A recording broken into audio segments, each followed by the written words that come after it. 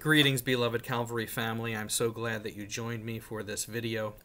This video will serve essentially two purposes. We're closing out this time of devotionals in the Psalms, and we're going to look at Psalm 20, which is where I wanted to end before I go on sabbatical. And I think it's an appropriate conclusion. I may, as I said last time, I may pick these back up in September, not 3 a week, but possibly 1 a week. But I also wanted to give a personal exhortation for this upcoming season in the life of our church. I will be preaching also on Sunday, and so this won't be the last time that you see my pretty face on video here.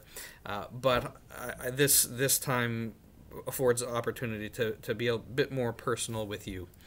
I want you to know that the decision to leave for sabbatical during this time is not an easy one for me. I did agonize over it, and it's hard for me to leave you, especially in this season, especially in the uncertainty of the days that lie ahead. I'm deeply thankful to the Lord that you have an associate pastor who loves you dearly. You have elders who care for you dearly, and I'm confident that they and you all will grow through this time. And so I leave trusting that the Lord He will not leave you or forsake you, that He is the good shepherd. I entrust you to His care. I entrust you to the care of my fellow under-shepherds. And so, and please know that though I'm going to be headed down to Florida and trying to detach and rest, I will continue to hold you in my heart. I will not stop praying for you every day. You will not, I'm not taking this sabbatical because I'm tired of you.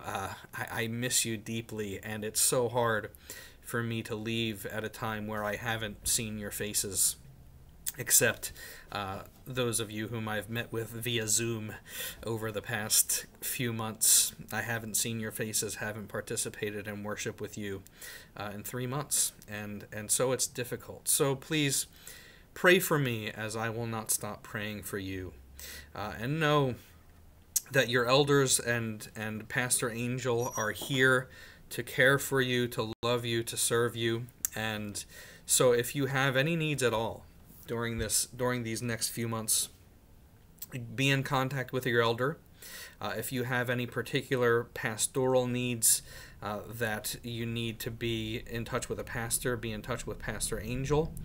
They will have my contact information as I'm away. I will not be checking email, and my cell phone will be off throughout the next 3 months, but in case of emergency, the elders have access to me and are able to get in touch with me if it's in the case that it is needed. So, all of those things being said, I want to bring you now to Psalm 20. And Psalm 20 is an interesting psalm because it's really, and we know this from how it ends, it is a benediction that the people of God are to pronounce upon the king. And so, you know, the psalm ends in verse 9, "O Lord, save the king, may he answer us when we call." So these are words that the people of God are invited to speak to the king. It's a prayer. And ultimately, these are words that come to fulfillment in Jesus. And so let me read it, and I'll say a couple things as I close. To the choir master, a psalm of David. May the Lord answer you in the day of trouble. May the name of the God of Jacob protect you. May he send you help from the sanctuary and give you support from Zion. May he remember all your offerings and regard with favor your burnt sacrifices. May he grant you your heart's desire and fulfill all your plans. May we shout for joy over your salvation. And in the name of our God set up our banners. May the Lord fulfill all your petitions. Now I know that the Lord saves his anointed. He will answer him from his holy heaven with the saving might of his right hand. Some trust in chariots and some in horses, but we trust in the name of the Lord our God. They collapse and fall, but we rise and stand upright. O Lord, save the King. May he answer us when we call. Jesus is the King.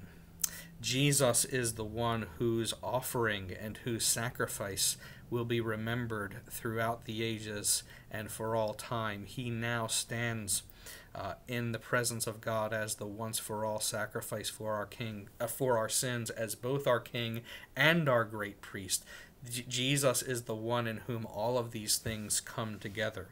And so God has answered this prayer of his people for the salvation of the King, that Jesus offered himself up and was answered and brought up from the grave, and has been given eternal salvation, and now is the help of his people, which is why and we can know for sure that some trust in chariots and in horses, but we trust in the name of the Lord our God. They collapse and fall, but we rise and stand upright, because Jesus has risen and he stands upright, and therefore he answers us when we call.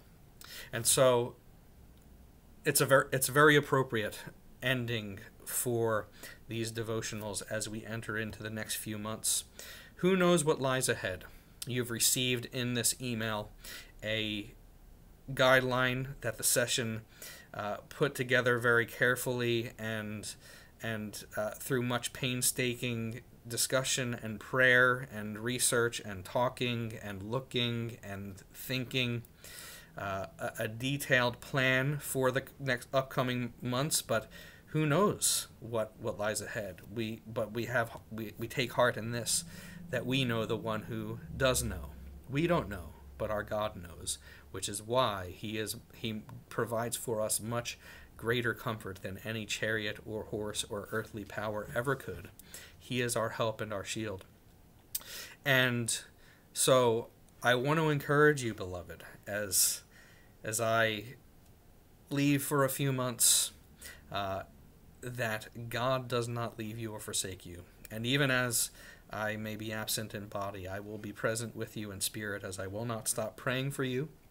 And it is my hope and my prayer and my expectation that God will use this season, both for me and for our body as a whole, both through my sabbatical and through the uncertainty and difficulty of the present time.